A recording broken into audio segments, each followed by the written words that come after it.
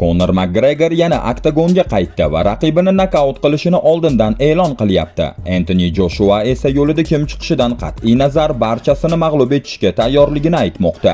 Shu paytda Floyd Mayweather futbol afsonasi Cristiano Ronaldoga ta'sirli murojaat yo'lladi. UFC muxlislari uchun yana bir kutilmagan yangilik. Dustin Poirier faoliyatini tugatganiga qaramay, ikki mashhur raqib uchun oktagonga qaytishga tayyor ekanini ma'lum qildi. Bugun sizlar bilan aynan mana shu eng dolzarb va shov-shuvli sport xabarlarini birma-bir tahlil qilamiz. Video sizga yoqsa, like bosishni unutmang. Kanalga albatta obuna bo'ling va qo'ng'iroqchasini ham yoqib qo'ying. Conor McGregor Max Hollowayga qarshi bo'lajak jang oldidan o'ziga bo'lgan ishonchini yana bir bor namoyish qildi. Sobiq UFC chempioni 11-iyul kuni raqibini nokaut qilishiga qat'iy ishonayotganini aytdi. Men iste'dod degan tushunchaga ishonmayman. Agar maqsadingiz sari yetarlicha vaqt va mehnat sarflasangiz, albatta natijaga erishasiz. Men iste'dodli emasman. Men shunchaki o'z ishimga mukkasidan ketganman. Hollowayga qaraganda tajribam ham ko'proq. Eng muhimi, jang san'atining deyarli barcha yo'nalishlarida undan ustunman. Men bilan oktagonga chiqishni hech kim istamaydi. Chunki men har qanday vaziyatda xavfliman va istalgan holatdan raqibimni nokaut qila olaman. Hollowayga qarshi jangda ham aynan shuni amalga oshirmoqchiman, dedi McGregor.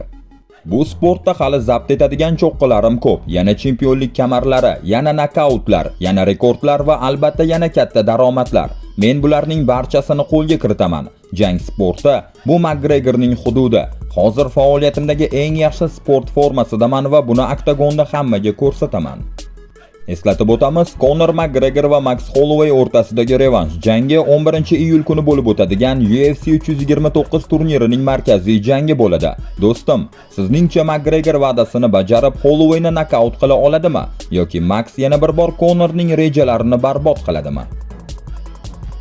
Britaniyalik 36 yoshli super og'ir vazn toifasida sobiq jahon chempioni Anthony Joshua 25-iyul kuni navbatdagi jangini o'tkazadi. U bo'lajak raqibi albaniyalik Christian Prenga ustidan muddatidan oldin g'alaba qozonishga va keyin britaniyalik sobiq jahon chempioni Tyson Furyga qarshi katta jangga chiqishga tayyor.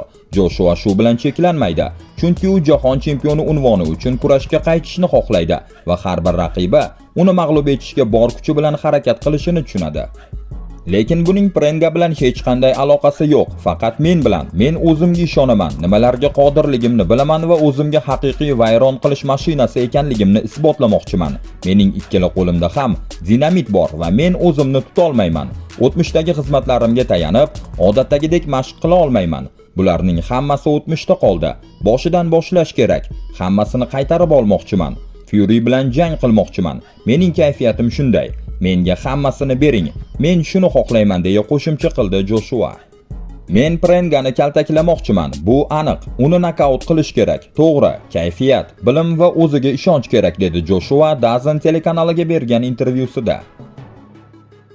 Afsonaviy bokschi Floyd Mayweather futbol afsonasi Cristiano Ronaldoga samimiy murojaat yo'lladi. Eslatib o'tamiz, Portugaliya terma jamoasi 2026-yilgi jahon chempionatining 1/8 finalida Ispaniyaga mag'lub bo'lib, musobaqani tark etdi. Ushbu uchrashuvdan so'ng 41 yoshli Cristiano Ronaldo faoliyatidagi so'nggi jahon chempionatida ishtirok etganini rasman ma'lum qildi. Shundan so'ng Floyd Mayweather ijtimoiy tarmoqlarda Ronaldoni qo'llab-quvvatlab quyidagi ta'sirli so'zlarni yozdi. Birodarim, seni ajoyib faoliyating va erishgan barcha yutuqlaring bilan tabriklayman. Sen futbol uchun qilgan ishlar hech qachon unutilmaydi. Dunyo bo'ylab millionlab insonlarga ilhom berding va bu sportni butunlay o'zgartirib yubording. Yillar davomida namoyish etgan mehnating, temir intizoming, barqarorliging va buyukliging haqiqiy afsonalar aynan shunday yaratilishini isbotladi. Futbolga qo'shgan ulkan hissang uchun senga cheksiz hurmatimni bildiraman. Kelgusi hayotingda ham faqat muvaffaqiyat tilayman. Har doimgidek buyuk bo'lib qol, chempion. Sening noming bilan bog'lanadigan har bir hurmat so'ziga to'liq loyiqsan. Har doim mehr va hurmat bilan Floyd, deb yozdi Mayweather. UFC og'ir vazn toifasi chempioni Tom Aspinall Conor McGregor va Max Holloway o'rtasidagi bo'lajak jang haqida o'z taxminini bildirdi. Britaniyalik jangchi Conorning ilk raunddayoq g'alaba qozonishiga ishonmoqda. Makgregorning bir nechta intervyularini tomosha qildim. To'g'ri, bu shunchaki intervyu, ammo u hozir juda yaxshi holatda ko'rinmoqda. Gapirayotganida juda xotirjam, o'ziga ishongan va diqqatini to'liq jamlaganini sezish mumkin. Bu menga juda katta taassurot qoldirdi. Makgregor eng yaxshi formasida bo'lsa, u haqiqatan ham xavfli jangchiga aylanadi. Uning zarba kuchi esa hech qayerga yo'qolmagan. Konorga bitta aniq zarba kifoya. Jang o'sha zahoti yakunlanishi mumkin. Shu sababli men bu safar Makgregorning g'alabasiga ko'proq ishonaman. Nazarimda, u birinchi raundning o'zidayoq chap qo'li bilan aniq zarba berib Max Hollowayni nokaut qiladi, dedi Aspinall o'zining YouTube kanalida. Faoliyatini 1 yil avval yakunlagan Dastin Porye UFC'ga qaytish ehtimolini istisno etmadi. Amerikalik sobiq jangchi faqat ikkita raqib uchun yana oktagonga chiqishga tayyorligini aytdi. Men hali ham UFC bilan shartnoma ostidaman. Shuning uchun qaytishim ehtimoli albatta bor. Agar bir kun kelib UFC menga qo'ng'iroq qilsa yoki qiziqarli taklif tushsa, bu haqida albatta o'ylab ko'raman. Agar qaytadigan bo'lsam, eng avvalo Conor Makgregorga qarshi jang qilardim. 5 yil tanaffusdan keyin qaytib yana eng kuchli jangchilarni mag'lub eta oladigan odam bo'lsa, bu aynan Conor. U juda noyob shaxs. To'g'risi, u dahshatli inson va men uni yoqtirmayman. Lekin Xudo unga boshqalarda uchramaydigan iste'dod bergan. Yana bitta jangchi bor, Nate Diaz. Men uni ko'p yillardan beri urishni xohlayman.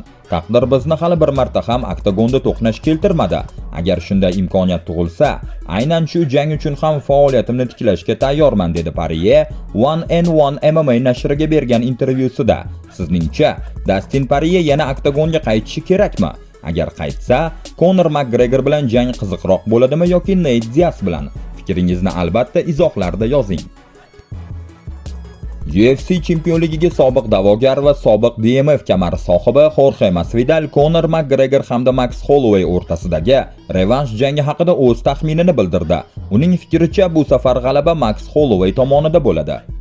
Menimcha Max bilan haqiqiy jang bo'ladi. Avval ham aytganman, bu safar men uning tarafidaman. Ishonchim komil. U jangni to'liq o'z nazoratiga oladi. Jang boshlanganidan 1-2 daqiqa o'tib, Max tashabbusni butunlay qo'lga oladigan vaziyat yuz beradi. So'nggi 5 yil davomida to'plangan tajriba va doimiy sport formasini saqlab qolish eng muhim omil. Hammamiz buni yaxshi bilamiz. Bu qarama-qarshilikni xuddi Ferrari bilan Honda Civic poygasiga o'xshatish mumkin. Albatta Ferrari kuchliroq mashina, ammo agar uning bakida atigi chorak bak benzin bo'lsa, u har safar yutqazadi. Menimcha aynan shunday holat yuz beradi va Max Holloway g'alaba qozonadi, dedi Masvidal UFC on Paramount Plus YouTube shousida.